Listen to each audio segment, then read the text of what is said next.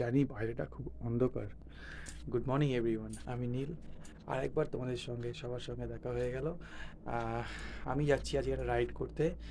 আজকে নতুন বছর, তার আগে সবাইকে বলে দিই, সকলকে রইল আমার তরফ থেকে, আমার চ্যানেলের তরফ থেকে প্রীতি ও শুভেচ্ছা এবং আন্তরিক ভালোবাসা। এখন বাজে সকাল 5টা, বাইরে পুরো অন্ধকার।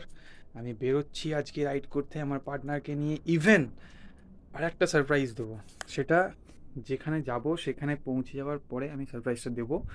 তো স্টে টিউন। আমার চ্যানেলে যদি এখন নতুন হয়ে থাকো, এখনও টাইম আছে, জাস্ট বেল আইকন প্রেস করে দাও, সাবস্ক্রাইব করে রাখো।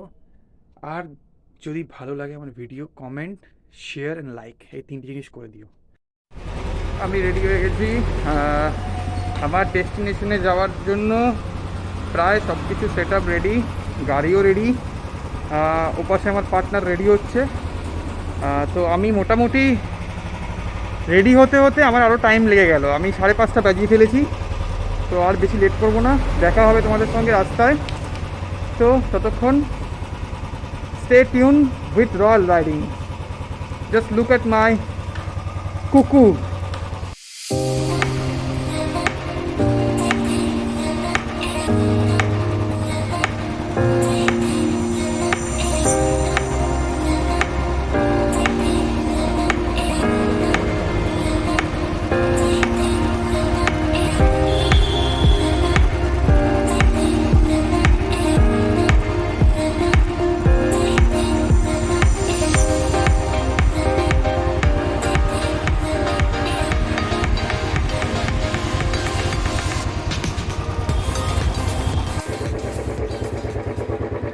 আমি পৌঁছে গেছি আমার পার্টনারকে নিতে। এখন দেখা যাচ্ছে না আমার পার্টনারকে, ওই যে উকি মারছে, উঠে বসে গেছে অলরেডি। হ্যাপি? কোথায় যাচ্ছিস? বলবো না। আমি অলরেডি বলে দিয়েছি। যাচ্ছি তারাপীঠ। আমি জাস্ট আমরা বছরে একদম শুভেচ্ছা, হ্যাপি নিউ ইয়ার। আর নতুন বছরে তারাপীঠে যাচ্ছি, এর থেকে বড় আর আনন্দের কিছু হয় না। যাক, আমরা বেরিয়ে গেছি। আমাদের ডেস্টিনেশন হচ্ছে তারাপীঠ। আমরা বেরিয়েছি হচ্ছে কালীঘাট থেকে। আমি এলাম বাড়ি থেকে কালীঘাট, কালীঘাট থেকে ওকে পিক করেছি। এবার যাচ্ছি তারাপীঠের উদ্দেশ্যে। দুটো জায়গায় দাঁড়াবো রাস্তায় মাঝে। একটা হচ্ছে কোথায় যেন, এটা যেখানে খাই, শক্তিগড়। আর নেক্সট নেক্সট নেক্সট রেস্ট পয়েন্টটা দেখে নেবো কোথায় হবে। তো চলো সবাই। আজকে ইচ্ছা আছে আজকে গিয়ে পুজোটা দেবো। আজকে পুজো দেওয়া হবে না, বাজে কথা বলে লাভ। কতটা হয়, কি দূর হয়? আজকে পুজো দেওয়া কোনোভাবেই সম্ভব নয়। আরে দেখি না, তুমি যদি আগে থেকেই ভাবো। ঠিক আছে, দেখা যাবে, চলো।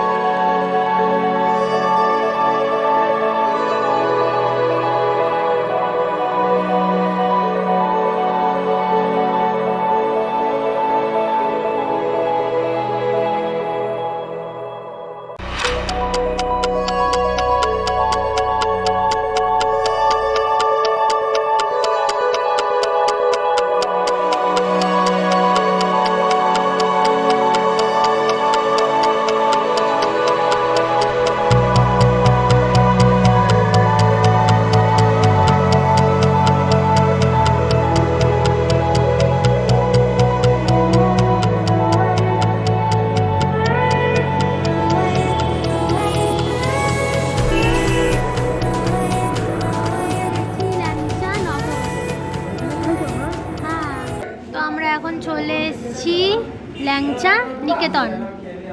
তো খাওয়া অলরেডি স্টার্ট হয়ে গেছে। প্রচণ্ড ঠান্ডা লাগবে। দাঁড়িয়েছি বলে মনে হয় ঠান্ডা লাগছে।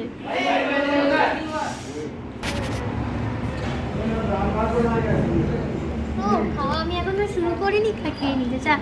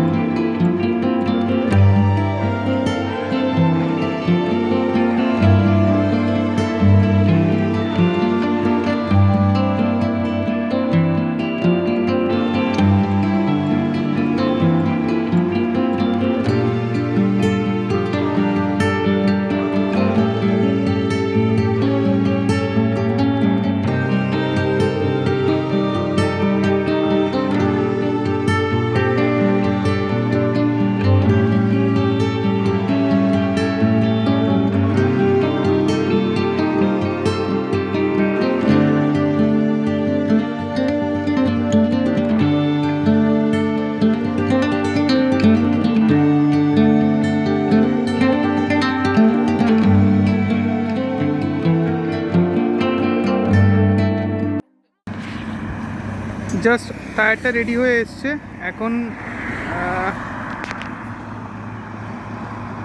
সেট করছে এটাকে। দুই দাদা ছিল, ইনিও ছিল। দাদা তোমার নামটা বলো। দীপঙ্কর মণ্ডল। দীপঙ্কর মণ্ডল। আর তোমার? গণেশ মুর্মু। গণেশ মুর্মু। দুজন ছিল বলে আজকে আমার জাস্ট এই এত বড় একটা সমস্যা থেকে আমি বেরালাম। দেখা যাক এবার কতদূর যেতে পারি।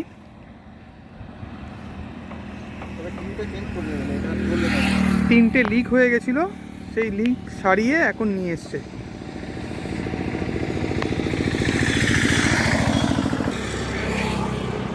এই সমস্যা আর একবারও হয়েছিল, সেটা হচ্ছে মৌয়ের বাড়ি যাওয়ার সময় যখন আমরা যাচ্ছিলাম মেদিনীপুর, সেদিনকেও প্রবলেম হয়েছিল।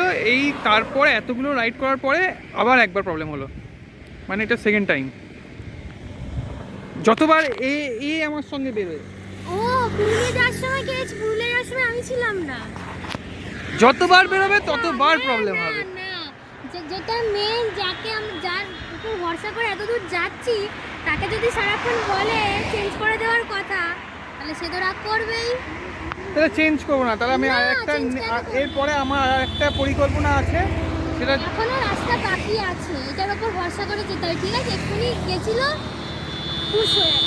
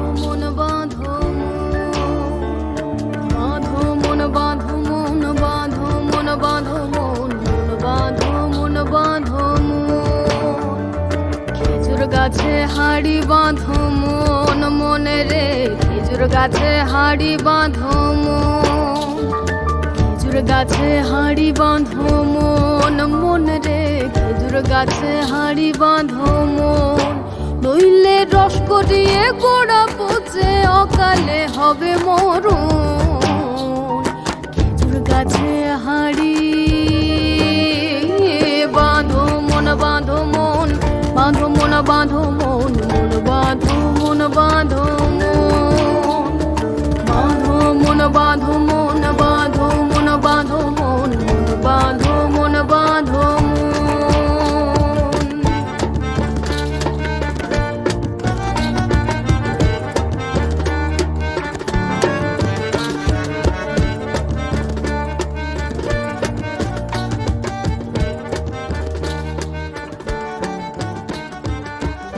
রসিক গাছি যারা গাছের ওপর ওঠে তারা,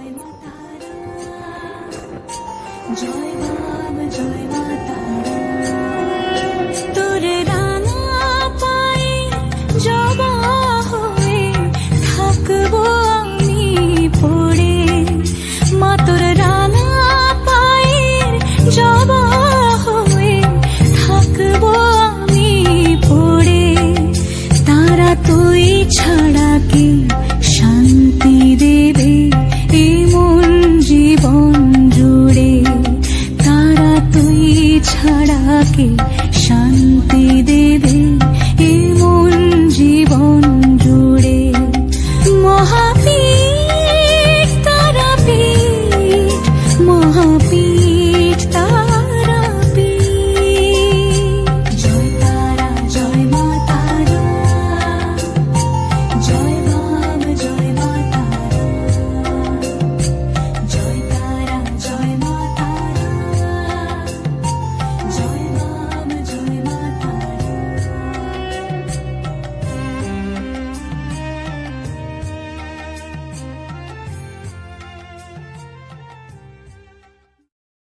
আমরা পৌঁছে গেছি তারাপীঠ, আমাদের হোটেল।